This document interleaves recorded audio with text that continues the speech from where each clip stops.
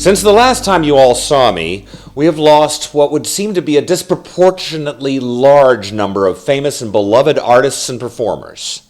Lemmy Kilmister, David Bowie, Alan Rickman, David Margolis, who played the New York City mayor in the Ghostbusters films, Dan Haggerty of Grizzly Adams fame, Robert Banks Stewart, who wrote for classic Doctor Who. It's like George R.R. Martin is bored with writing Game of Thrones and decided to take a job writing reality for a while. Here's your damn rant show, folks.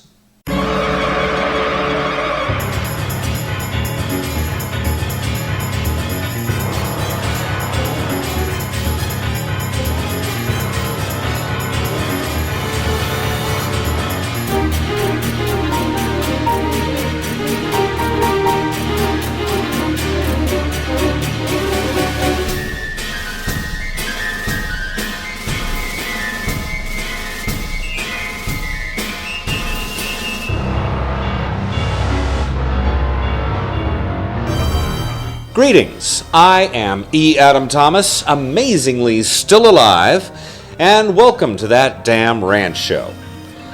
Tonight's episode is, well, it's been a fucking pain in the ass, okay? I started writing this episode right after Christmas, and I was going to do this whole diatribe about customer service and how much it sucks to high hell to do it. Then, well, Lemmy died. And to be honest, I've never been a fan, really, so I didn't really decide to change anything.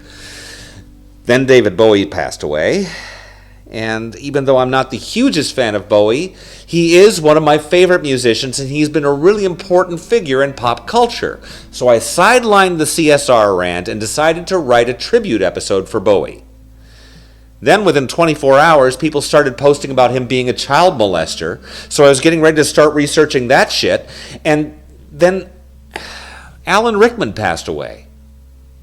Now, Rickman is an enormously amazing actor, and I'm a huge admirer of his work, so I thought maybe I should hold off on the Bowie discussion and focus on memorializing, and then again, it hit me.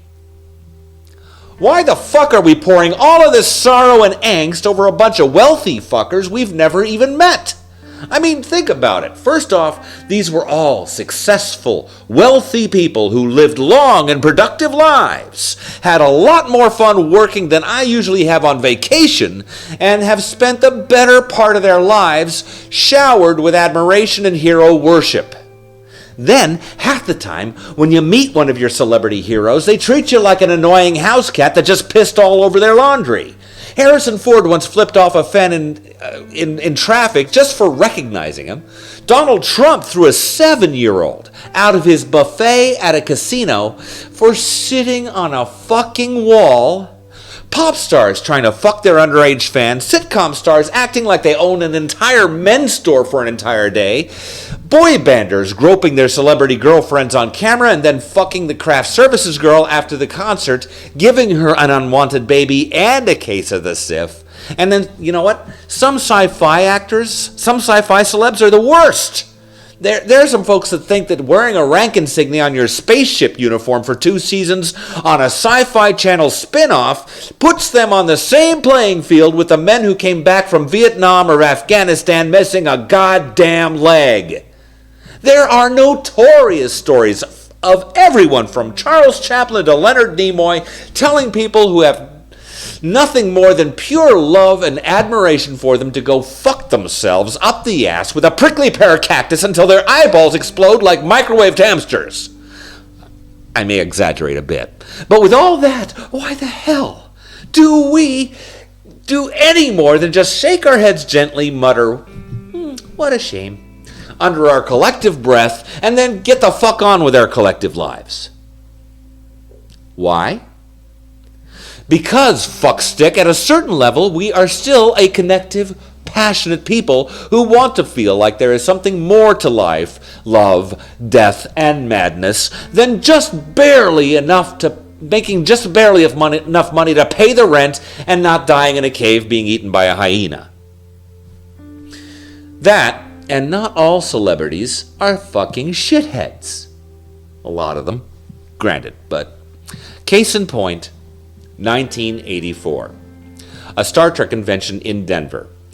I had a friend at the time who was a volunteer at the convention, and James Doohan, Scotty, was one of the featured guests. My friend, who I will not name because I honestly don't know what Colorado's statute of limitations on providing minors with alcohol is, decides he's going to give me a treat, and he finds me hanging out in the lobby dressed as Tom Baker. In fact, the same goddamn Tom Baker costume I still wear to this day. So you know by now it probably smells of mothballs and failed sexual endeavors. But anyway, he asks me if I'd like to meet Scotty. I'd already gotten his autograph earlier that day, but yeah, the chance to actually sit down and talk to him for a minute or two? Sure. What the fuck? Yeah. So he leads me to the server's entrance at the hotel restaurant to a quiet booth in the corner, orders me a rum and coke, and I sit down at the table. Doohan actually acknowledges me in my Fourth Doctor costume and continues with his conversation about the last Star Trek film he worked on, which at the time was Search for Spock, where he shared a lot more screen time with Shatner than normal, and everyone was rolling with laughter. Now keep in mind, this was still just a few years before the animosity between Bill Shatner and the rest of the cast was public knowledge, and we're hearing James Doohan, Scotty, Captain Kirk's loyal and amazing engineer, tear this cocksucker a new asshole. He's regaling us with stories about what a prima donna Shatner is, and me, a snot-nosed teeny bopper of 19 years old in a bad perm and a 15-foot-long scarf, I'm sitting there like I'm part of the whole scene, cracking a joke or two myself and enjoying the company of one of the most recognizable actors on the planet.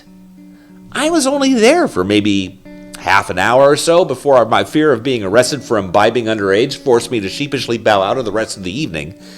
And as I left, he smiled, he shook my hand, and he complimented my costume. These people, whether we ever actually get to meet them in person or not, enrich our lives, sometimes in small ways, sometimes more significantly. The guy who wrote the song that was playing the first time you kissed the future mother of your children. The director of the first movie you felt was the most amazing film of all time. The actor who played the bionic surgeon who created the hero you looked up to from your 7th birthday all the way to until the day you finally managed to get all 5 seasons of The $6 Million Man on DVD. The horrible, evil terrorists at the Nakatomi Plaza who eventually became the unlikely hero of the Harry Potter franchise. The wisecracking OCD nerd who made you laugh on the same day you had received an eviction notice. There's no reason for any of these people to mean any less to you than your own aunt, your father or mother, your child, your best friend. We make connections. That's just what we do, whether we realize it or not. That's why when we lose somebody like David Bowie or Alan Rickman or Robin Williams or James Doohan, it can hurt just as much as losing a friend or a family member. Sometimes even more. So what's the big answer? Whoa. The answer is, go ahead. Feel it. Let the tears flow. Enjoy the release, because it does make you a better person in the long run to know that you have the capacity in your heart for anyone, be they a family member, a mother, father, or a captain, a doctor, a starman, or a professor, to touch your feelings deeply enough to make you feel bad to lose them. But while you're at it, feel the joy in your heart for all the people you still have, both personally and in your chosen fandom or what have you. Embrace the comfort that you have a daughter, a spouse, a parent, and a David Gilmour, a Lee Majors, a Patrick Stewart, or a Samuel L. Jackson in your life to help you through life. Believe it or not, you may very well be the someone in someone else's life that, if you were ever to leave this realm tomorrow, they would be inconsolable with grief. Unless you're a completely irredeemable fuckstick, but then again, not everybody can be Donald Trump. Good night, and have a good cry on me, mate. Now it's time to leave the capsule if you dare. This is Major Tom to ground control.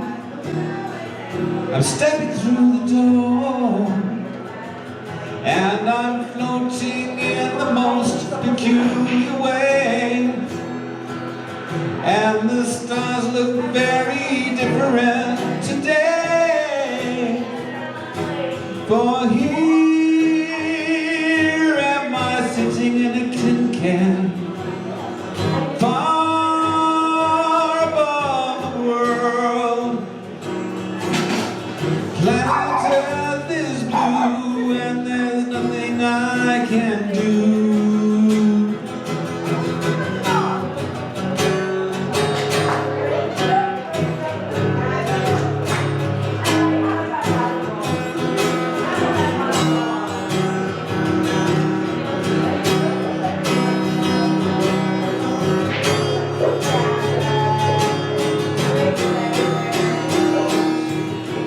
Though I've crossed 100,000 miles, I'm feeling very still. And I think my spaceship knows which way to go. Tell my wife I love her very much, she knows.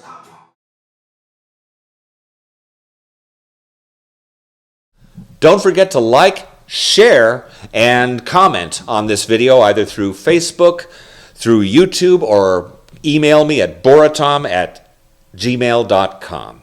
Thank you for watching That Damn Ranch Show. Angry Men Reviews. Many fucks said, no fucks given. Dirty